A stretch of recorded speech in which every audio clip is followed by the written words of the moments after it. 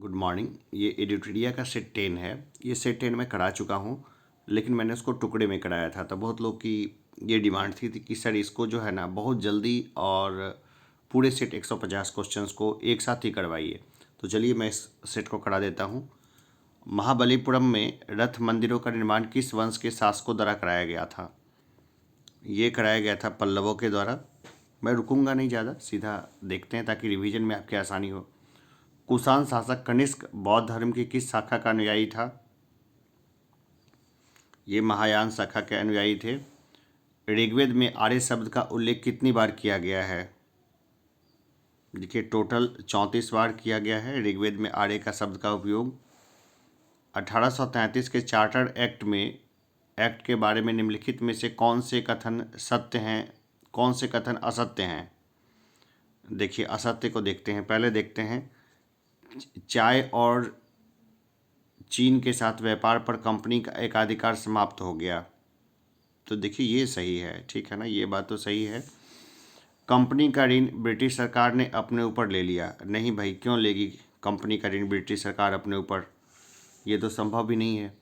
British सरकार को company के सभी शेयर होल्डरों को 10.5% लाभांश देना था। ये भी गलत है, ये भी संभव नहीं है।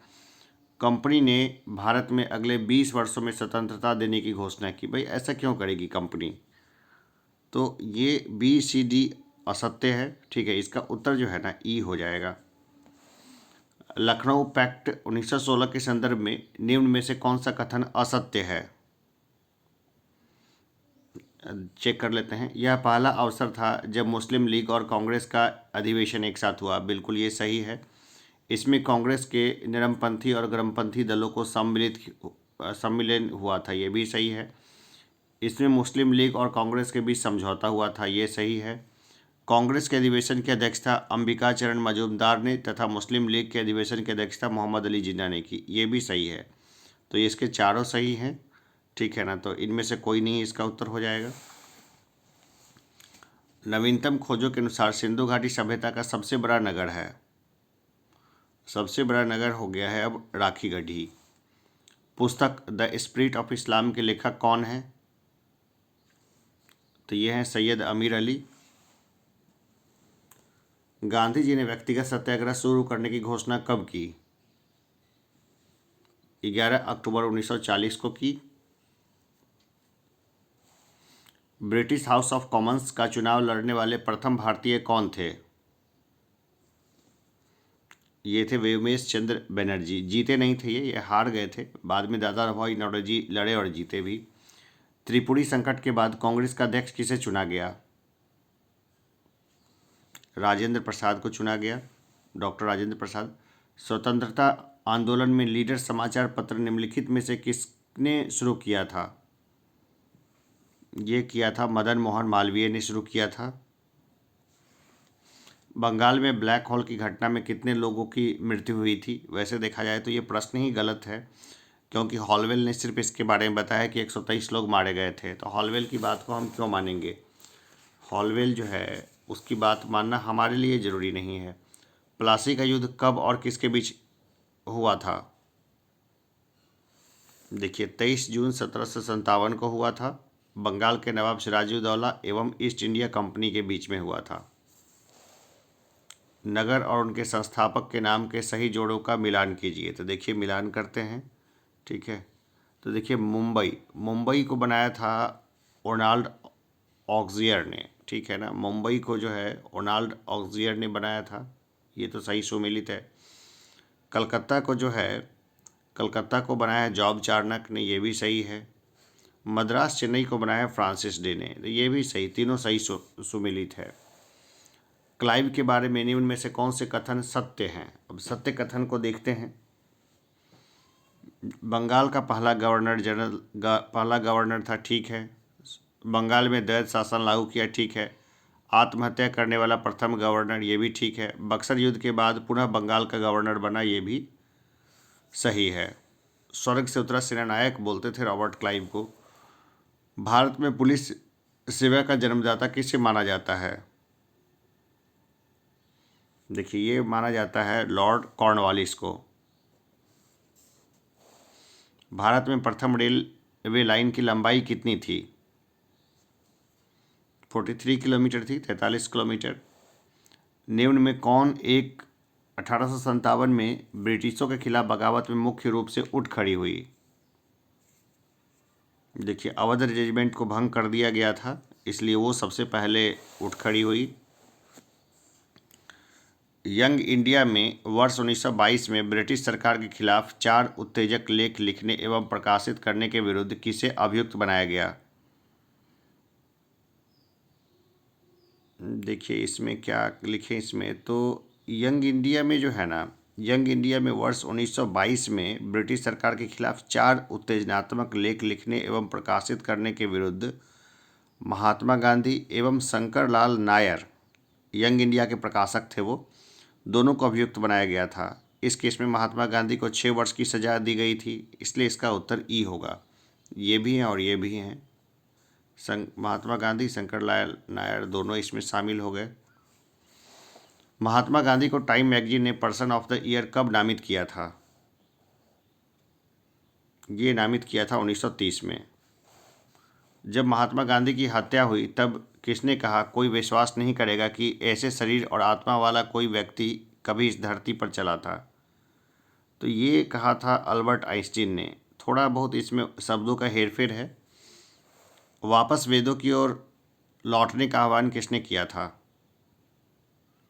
ये किया था स्वामी दयानंद सरस्वती ने। ब्रिटिश भारत में रजवाड़ों ने चैम्बर ऑफ प्रिंसेस की स्थापना कब और किस लिए की थी? तो 1921 में ब्रिटिश मार्गदर्शन में साझे हितों पर विमर्श हेतु किया था इन्होंने। रविन्द्रनाथ टैगोर को नाइटहुड की उपाधि ब्रिटिश सरकार ने कब दी, जिसे उन्होंने 1919 में वापस कर दिया था? तो नाइटहुड की उपाधि दी थी उनको 1915 में। मुस्लिम लीग का अगस्त प्रस्ताव के संबंध में क्या रुख नहीं रहा?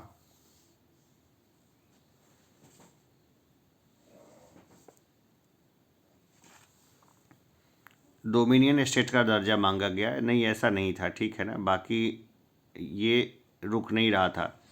अल्पसंख्यक संबंधी आश्वासन का स्वागत किया गया, पाकिस्तान की मांग नहीं माने जाने पर अस्वीकार कर दिया गया, भारत के विभाजन को समस्या का स्थायी हल माना गया।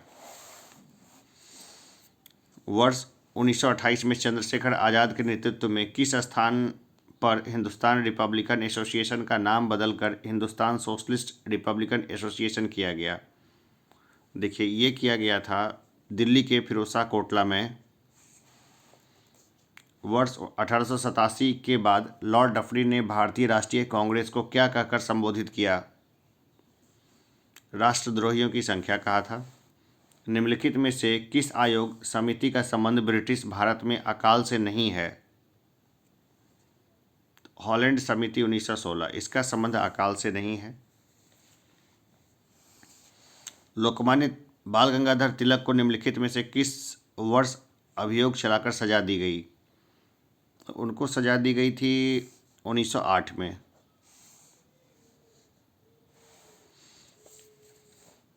अठारह की क्रांति के बाद शासन में हुए बदलाव के संबंध में असत्य कथन का चयन कीजिए। देखिए, असत्य कथन कौन सा होगा इसमें? तो ये है, भारत सचिव की सहायता हेतु भारत में एक परिषद गठित हुई, ये गलत है, ये सही नहीं है। भारत का शासन ब्रिटिश सरकार के हाथ में चला गया, भारत सचिव के पद का सृजन हुआ, बिल्कुल। गवर्नर जनरल को वायसराय कहा जाने लगा, ये भी सही है। जनता को राजनीतिक संघर्ष के लिए तैयार करने हेतु देश भ्रमण के दौरान गांधी जी को कोलकाता से किस वर्ष गिरफ्तार किया गया? 1929 में उनको गिरफ्तार किया गया था कलकत्ता से। थियोसॉफिकल सोसाइटी की स्थापना वर्ष 1875 में कहाँ की गई थी? ये की गई थी न्यूयॉर्क में। राजा कृष्णदेव राय ने निम्नलिखित में से किस पुस्तक की रचना की है? देखिए, अमुक्त माल्यदा की तो अपनी लोकल भाषा में तेलुगु में की थी, और जामवंती कल्याणम को संस्कृत में लिखा था।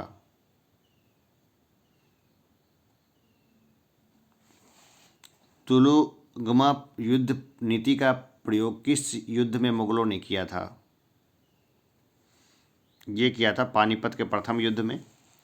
किस आंदोलन के दौरान नूरुल हसन ने पटना में प्रांतीय विधायिका से त्यागपत्र दिया?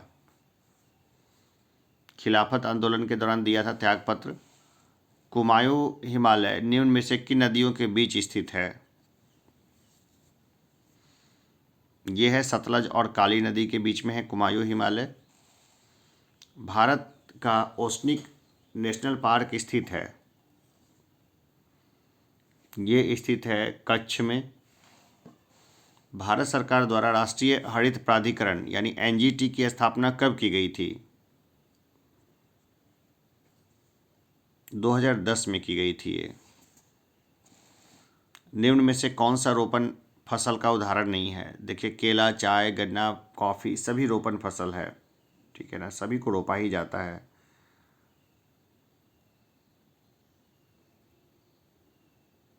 सभी रोपण फसल है तो इसका उत्तर ई हो जाएगा। नल्ला मलाई की पहाड़ी किस राज्य में स्थित है? ये है आंध्र प्रदेश में है नल्ला मलाई। अष्टमुदी झील किस राज्य में स्थित है? ये है केरल में है, केरल में है अष्टमुदी झील। कभी भी कंफ्यूज नहीं करना है ऐसे प्रश्नों में।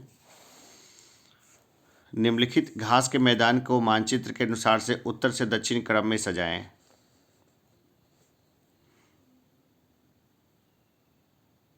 देखिए सबसे पहले तो पंपास आ जाएगा, फिर कैंपोस आ जाएगा, फिर आ जाएगा सेल्वास और सबसे नीचे आ जाएगा लानोस। सी इसका ज़्यादा सही उत्तर होगा। निम्न में से कौन सी हिंद महासागर की गर्म जलधारा नहीं है?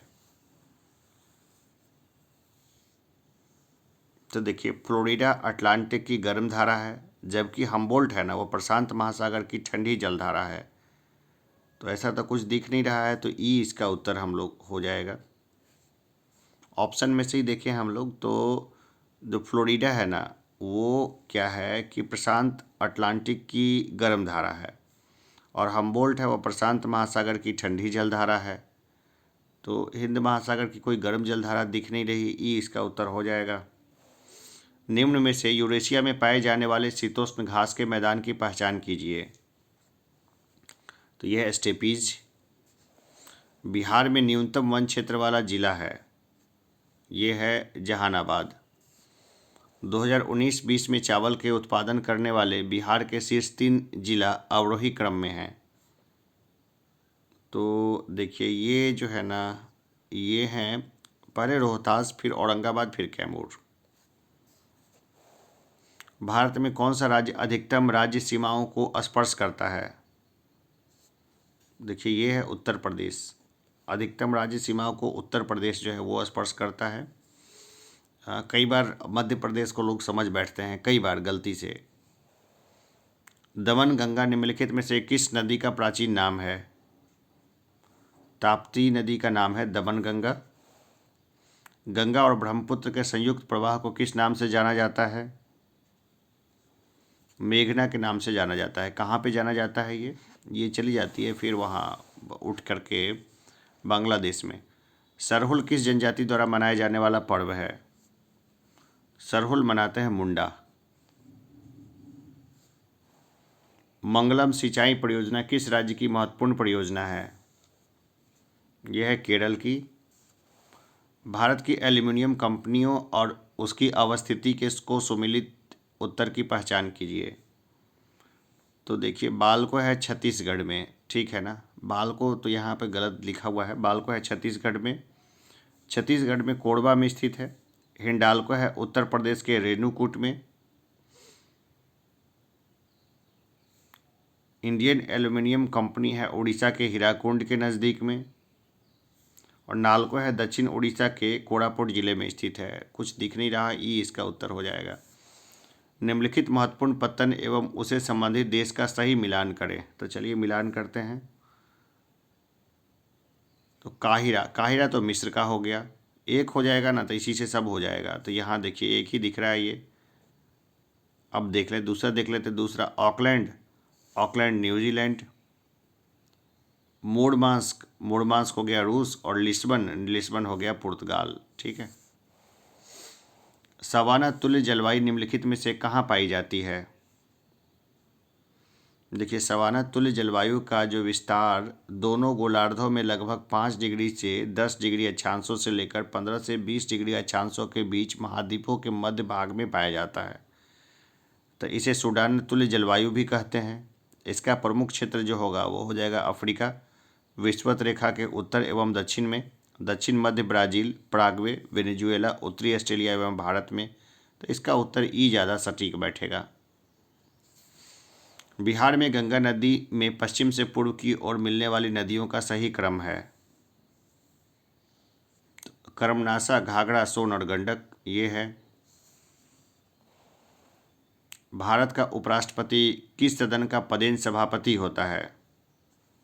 राज्यसभा का पदेन सभापति होता है।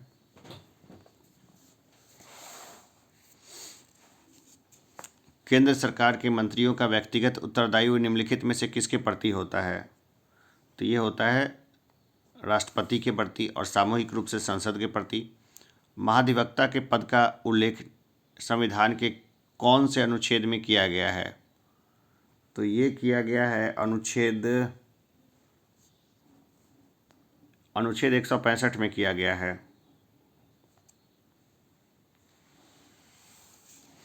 भारतीय न्यायिक व्यवस्था में जब जनहित याचिका की शुरुआत हुई उस समय भारत के प्रधान न्यायाधीश कौन थे? पीएन भगवती थे वो। संविधान सभा का आखिरी सत्र निम्नलिखित में कब से कब तक चला था? 14 से 26 नवंबर 1949 तक चला था ये।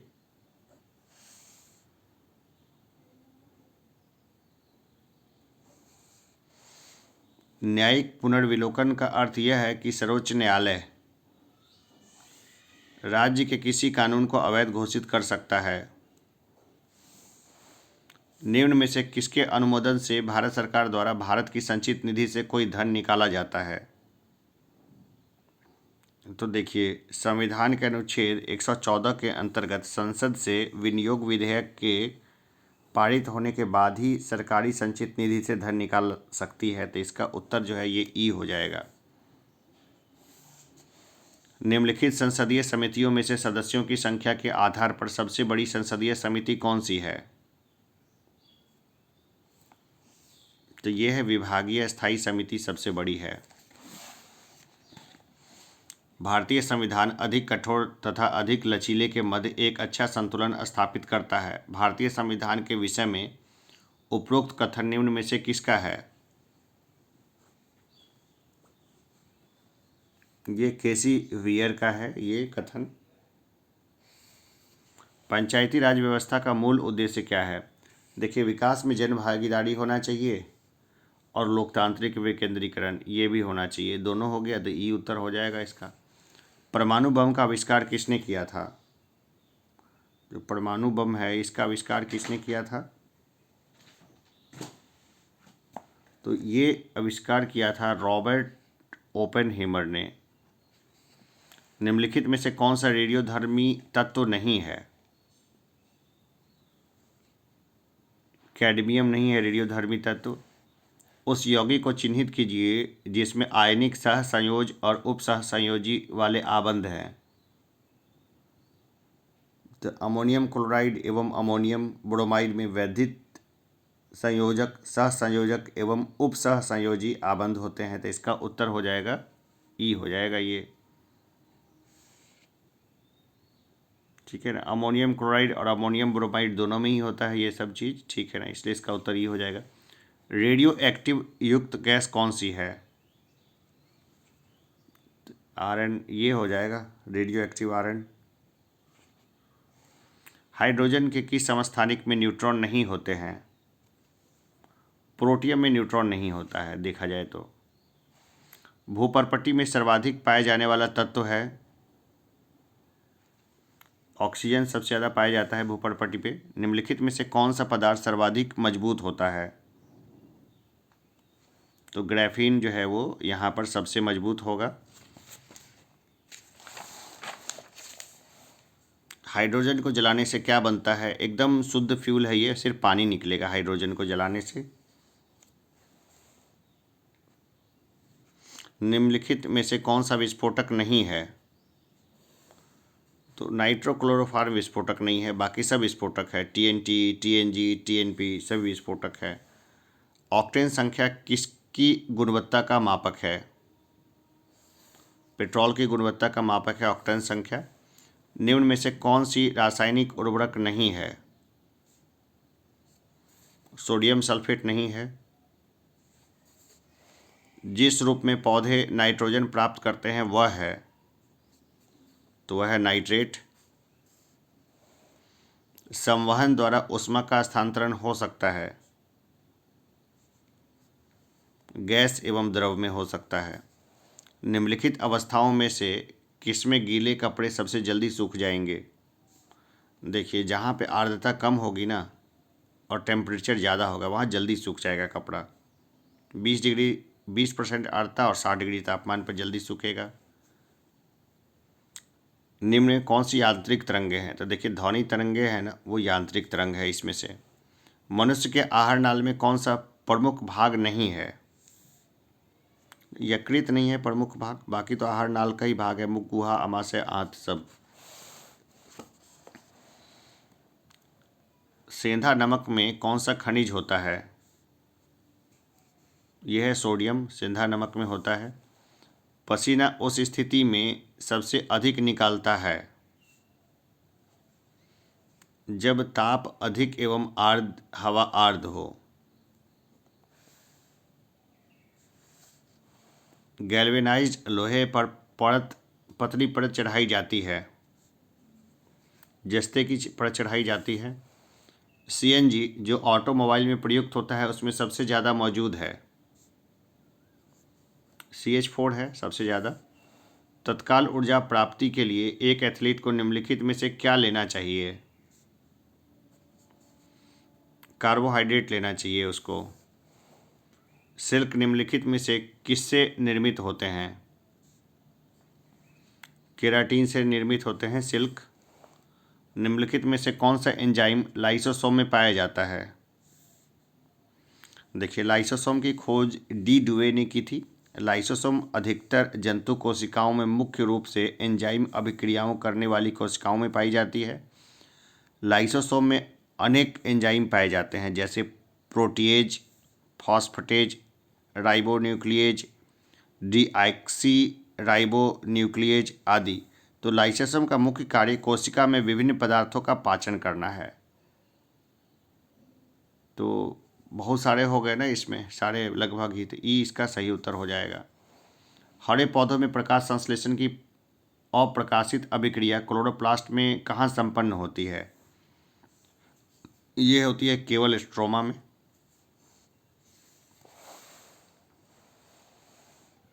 निम्नलिखित में से किस बंधन द्वारा डीएनए की श्रृंखला बंधी होती है? हाइड्रोजन बंध में बंधी होती है ये। निम्नलिखित में से कौन सा तत्व प्रोटीन संश्लेषण में अनिवार्य है? यह है नाइट्रोजन। निम्नलिखित को सुमेलित कीजिए। चलिए सुमेलित कर देते हैं। तो हिस्टियोलॉजी है ऊतकों का अध्ययन, ठीक है ना, और लिम्नोलॉजी है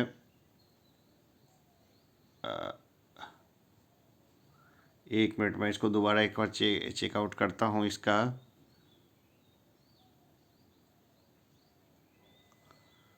देखिए, ऊतकों का अध्ययन जो हो जाएगा ये हो जाएगा हिस्टोलॉजी, ठीक है। मृदा का संबंधी अध्ययन हो जाएगा पेडोलॉजी। वृक्षों के वन के वृक्षों तथा उत्पादों का अध्ययन ये हो जाएगा सिल्वीकल्चर।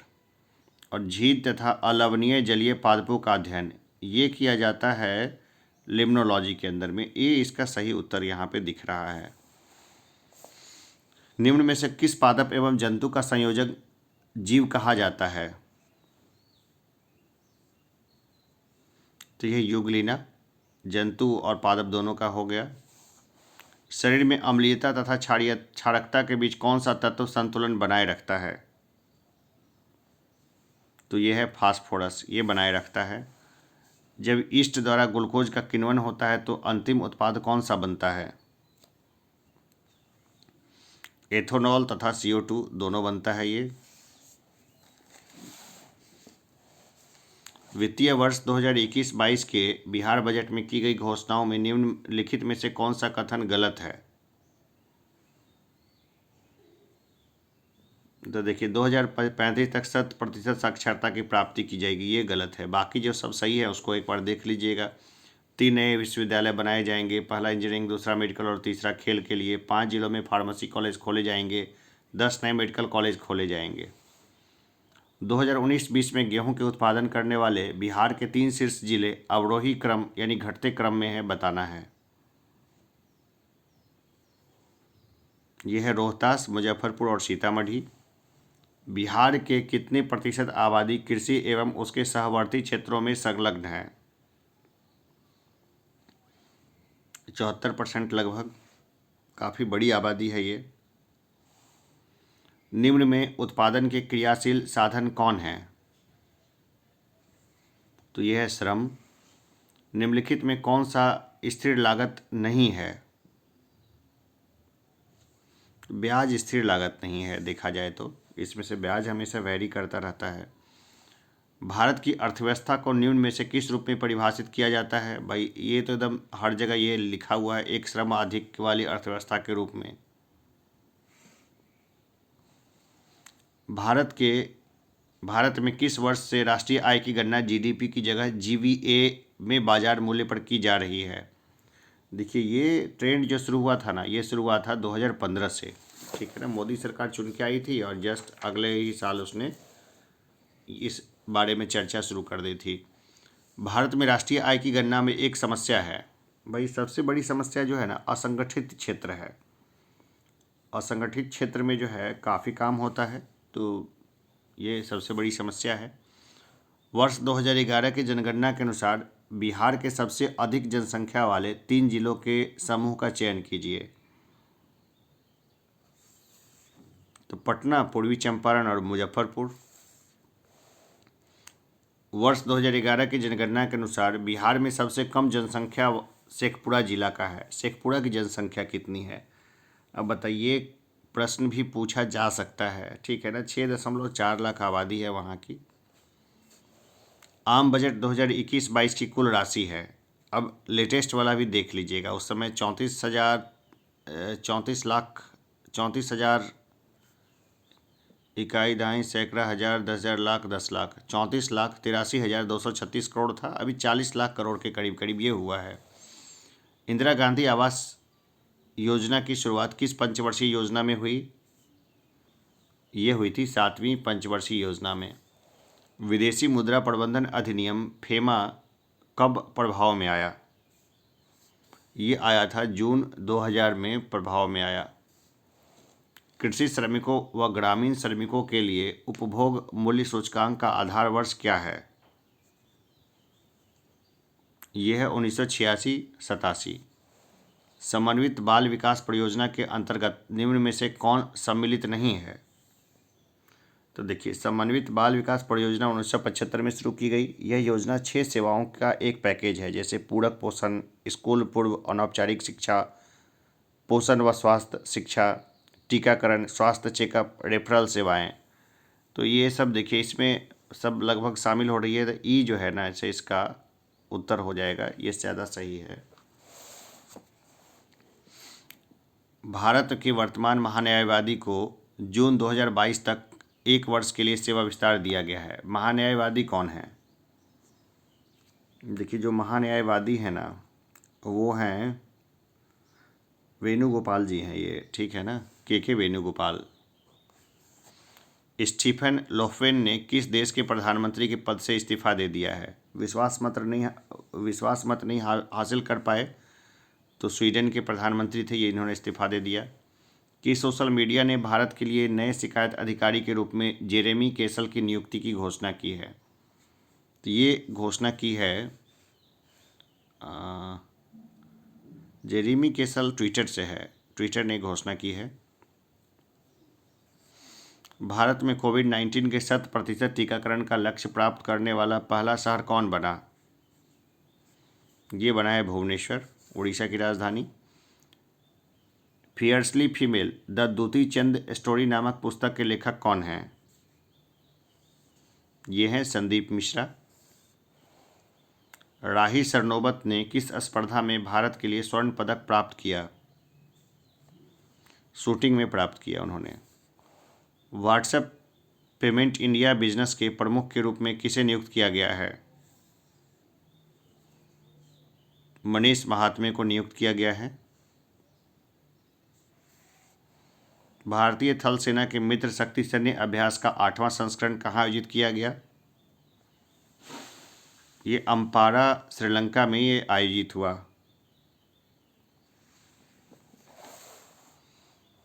किस राज्य ने अगले 5 वर्षों में राज्य में मूलभूत शिक्षा को बदलने के लिए साल्ट कार्यक्रम शुरू किया है? ये किया है आंध्र प्रदेश ने। हाथी मिर्च के लिए किस राज्य को जीआई टैग प्रदान किया गया है? मणिपुर को। बिहार का प्रथम ट्रैफिक आईजी किसे बनाया गया है? देखिए नायक जी को बनाया गया था, तो यह है एमआर नायक। राष्ट्रीय सांख्यिकी दिवस 2021 का विषय क्या है? यह है भूख को समाप्त करें, खाद्य सुरक्षा और बेहतर पोषण प्राप्त करें और सतत कृषि को बढ़ावा दें। यही था। आप इसको देखिएगा, कई सारे बुक में 122 का बी हो जाएगा।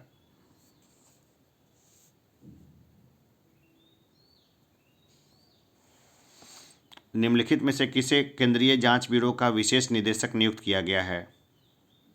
ये थोड़ी पुरानी बात, प्रवीण सिन्हा जी को नियुक्त किया गया था। वैसे काफ़ी इसमें घटनाक्रम चेंज होता रहता है, तो लेटेस्ट हम लोग देख लेंगे जो उस समय होगा।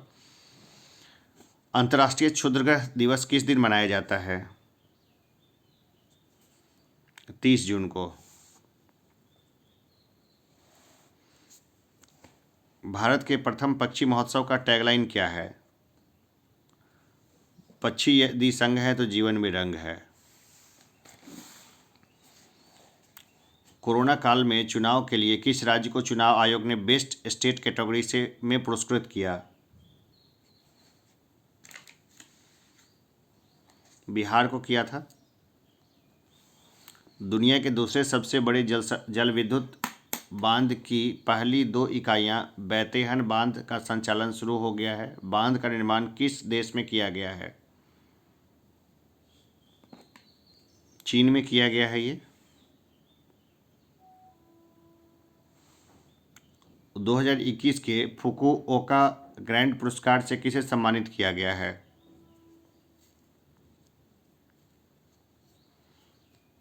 पलागुम्मी साईनाथ को शामिल किया गया है सम्मानित। आईसीसी पुरुष T20 विश्व कप 2021 को यूएई और ओमान में आयोजित करने के लिए स्थानांतरित कर दिया गया। पहले यह टूर्नामेंट किस देश में होना था? देखिए भारत में होना था, लेकिन कोविड के कारण उसको वहाँ ट्रांसफ़र कर दिया गया। भारतीय रिजर्व बैंक ने किस श्रेणी के बैंकों को लक्षित आउटसोर्सिंग के लिए दिशा निर्देश जारी किए हैं? सहकारी बैंक को जारी किए हैं। एशिया के सबसे लंबे हाई स्पीड ट्रैक नेट्रैक्स का उद्घाटन भारत के किस शहर में किया गया है? इंदौर में किया गया है। निम्नलिखित में से किस पूर्वी पड़ोसी देश के साथ भारत ने स्वास्थ्य अनुसंधान के क्षेत्र में समझौता ज्ञापन पर हस्ताक्षर किए हैं? म्यांमार पर के साथ किया है। वर्ष 2021 में मिथिला मधुबनी पेंटिंग की किस कलाकार को पद्मश्री से सम्मानित किया गया? दुलारी देवी को यह सम्मान मिला है।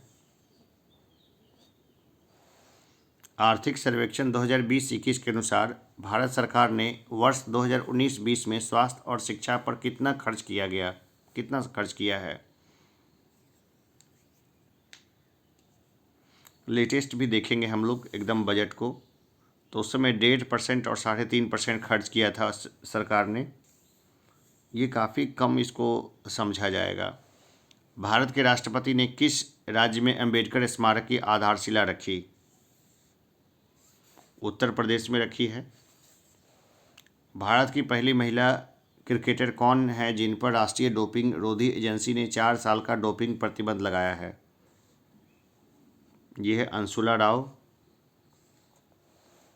बजट 2021-22 के अनुसार भारत की अर्थव्यवस्था में किस तरह की जीडीपी वृद्धि अनुमानित की गई है?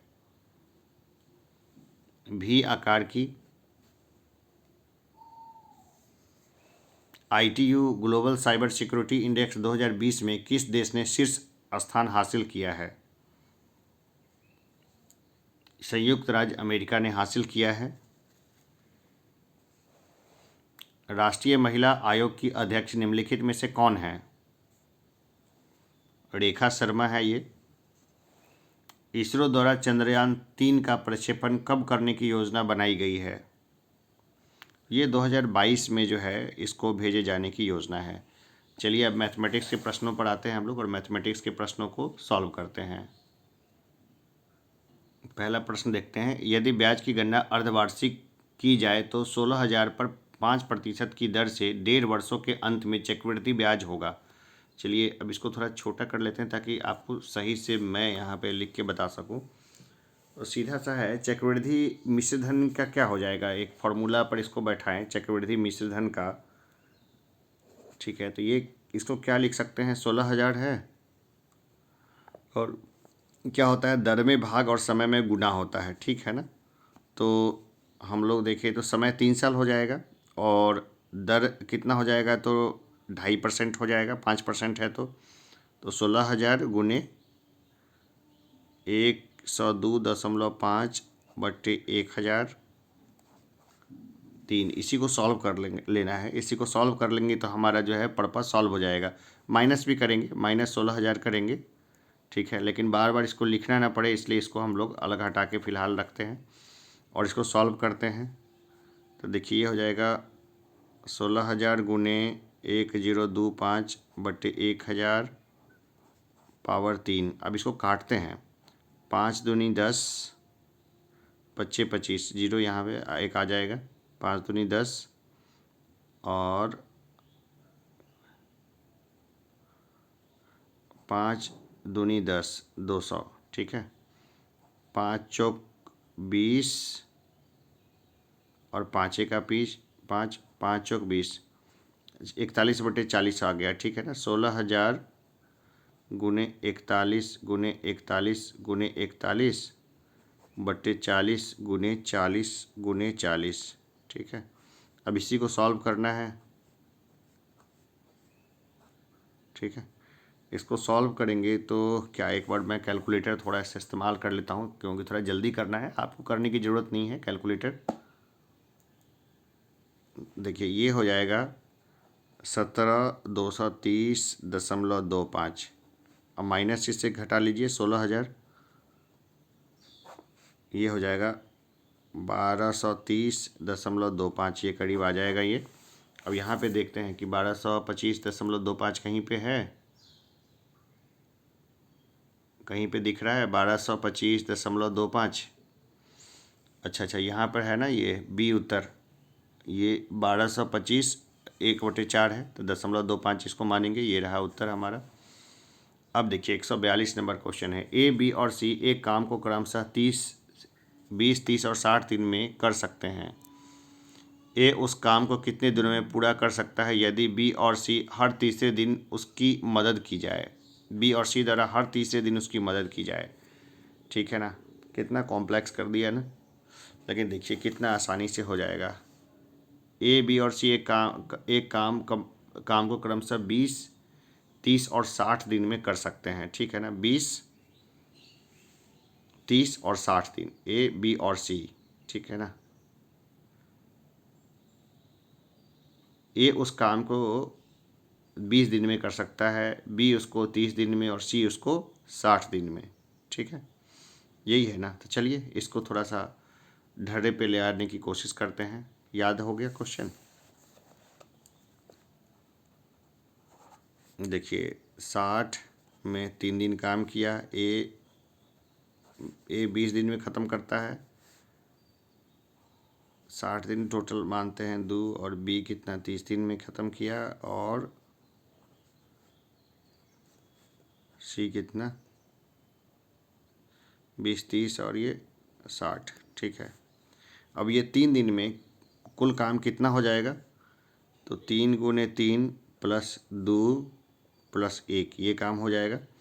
9 2 11 1 12 काम हो जाएगा, ठीक है ना। तो 12 भाग काम 3 दिन में समाप्त होता है, तो 60 भाग काम कितने दिन में समाप्त होगा, 3 गुने 60 बट्टे 12 हो जाएगा। 12 पंचे 60, 15 दिन इसका, 15 दिन में ये काम ख़त्म हो जाएगा, ठीक है ना। बहुत अच्छा क्वेश्चन है ये। एक बार तो अच्छे का दिमाग थोड़ा सा इधर उधर कर दे, लेकिन हल्का सा शांत होकर बस इसको चलिएगा ना, मैथमेटिक्स के क्वेश्चन आराम से सॉल्व हो जाएंगे। 15 दिन में ये काम कर लेगा। 150 मीटर लंबी रेलगाड़ी 1 मील पत्थर को 15 सेकंड में पार कर लेती है और विपरीत दिशा में चल रही उसकी लंबाई की एक अन्य रेलगाड़ी को 12 सेकंड में पार कर लेती है। तो दूसरी रेलगाड़ी की चाल ज्ञात करें। चलिए, दूसरी रेलगाड़ी की चाल हमें ज्ञात करनी है, ठीक है। एक बार अच्छे से और प्रश्न को देख लीजिए। चलिए देखते हैं, अब थोड़ा सा मैंने भी अच्छे से देख लिया है। अब पहली रेलगाड़ी की चाल कितनी हो जाएगी, पहली रेलगाड़ी की चाल हो जाएगी 150 बट्टे 15 बराबर 10 मीटर सेकेंड। प्रश्न से चल रहे हैं। दूसरी रेलगाड़ी की चाल तो दी नहीं हुई है, तो x मीटर सेकेंड इसको मान लेते हैं। अब क्या है, 150 प्लस 150, ठीक है, बटे 2 बराबर x प्लस 10 हो जाएगा।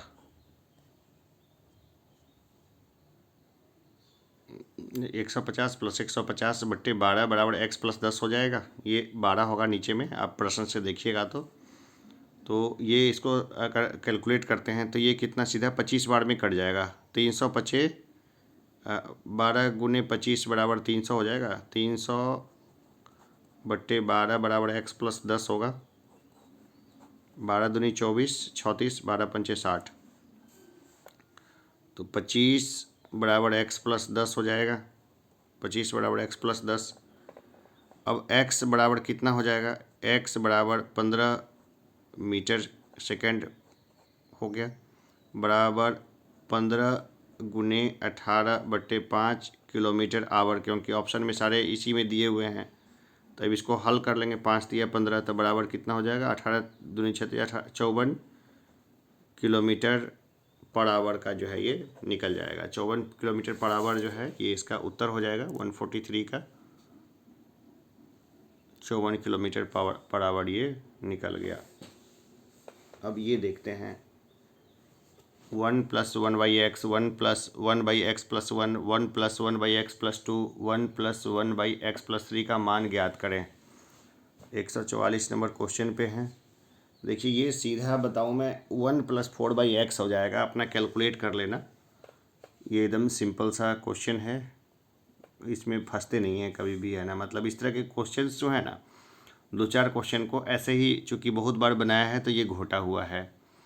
अब 145 नंबर क्वेश्चन को सॉल्व करेंगे। एक आयताकार खेत में 2 कोने पर एक आयताकार खेत में 2 कोने पर एक गाय 7 मीटर रस्सी में बंधी है, तो खेत को कितने क्षेत्रफल गाय द्वारा नहीं चराई जाएगी यदि खेत की लंबाई 40 मीटर एवं चौड़ाई 30 मीटर हो तो।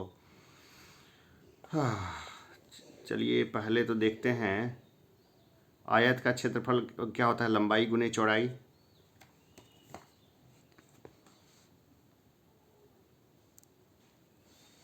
चलिए इसको सबसे पहले देखते हैं, 145 नंबर क्वेश्चन को। आयत का जो क्षेत्रफल होता है ना, क्या होता है, लंबाई गुने चौड़ाई। 40 गुने 30 हो जाएगा बराबर 1200 मीटर स्क्वायर हो जाएगा, ठीक है। गाय की चराई का भाग कितना हो जाएगा, 2 गुने पाई आर स्क्वायर बटे 4, यही तो होगा, बराबर 2 गुने 22 बटे 7 गुने 7 गुने 7 बट्टे 4, भाई सीधा है। 11 गुने 7 बराबर 77 मीटर स्क्वायर हो जाएगा, ठीक है। अब गाय द्वारा नहीं चराई गई भाग कितना हो जाएगा, 1200 माइनस 77 बराबर 1123 मीटर स्क्वायर। भाई एकदम कितना सामान्य था ये उत्तर, है ना। ये उत्तर है क्या दिया हुआ 145 नंबर क्वेश्चन का कितना है दिया हुआ।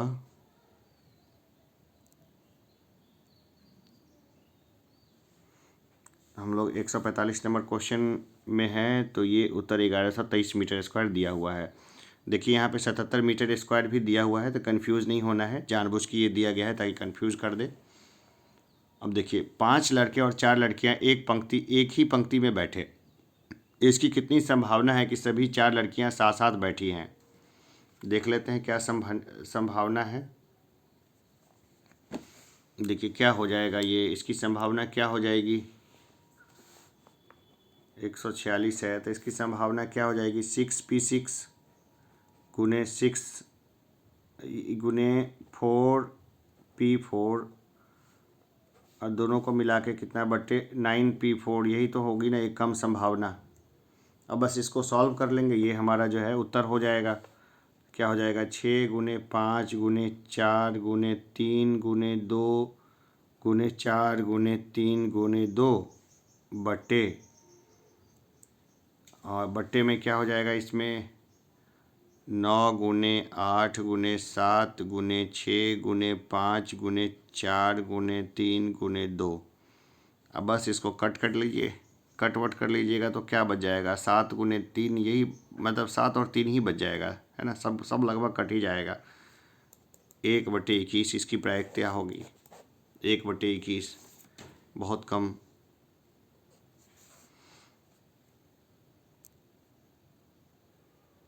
एक बटे इक्कीस आएगी। अब दिया गया है दी गई श्रृंखला में पद चिन्ह के स्थान पर क्या आएगा। जो दी गई श्रृंखला है इसमें क्या आएगा। 147 नंबर क्वेश्चन को देखें, ऐसे भी इसको जो है सॉल्व कर सकते हैं। 13, 19, 30, 48, 75, अगली वाली संख्या क्या आएगी। ऐसे हमने खूब सारे बनाए हैं। इस सेट में जो है ना एक ही तरह के क्वेश्चंस दिए हुए हैं। तो देखिए यहाँ क्या है 13 + 6 बराबर 19 आ रहा है, 19 + 11 30 आ रहा है, 30 + 18 48 आ रहा है, 48 + 27 75 आ रहा है। अब देखते हैं 6 + 5 11 आया, 11 + 7 18 आया, 18 + 9 27 आया। तो 75 + 27 + 11 करिए तो कितना 113 आ जाएगा। 113 इसका उत्तर आ जाएगा। इस तरह के हमने खूब सारे प्रश्नों को देखा है, तो 113 जो है इसका। चलिए आगे देखते हैं।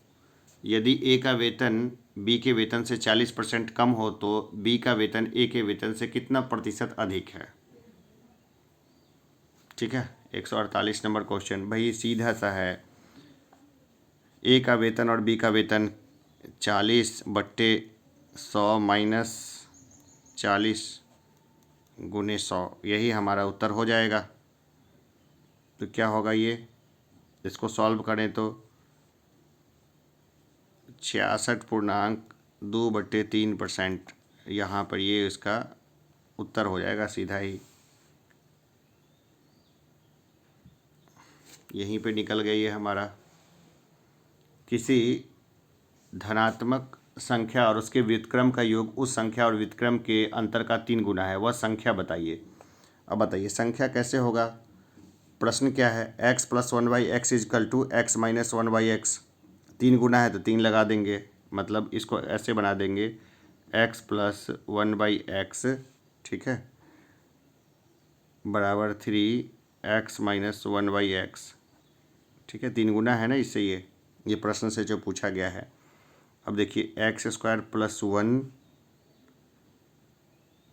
1/x बराबर 3x² - 1/x।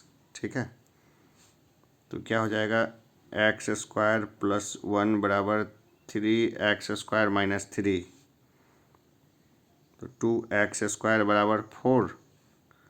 तो x बराबर क्या हो जाएगा √2, ये हो जाएगा।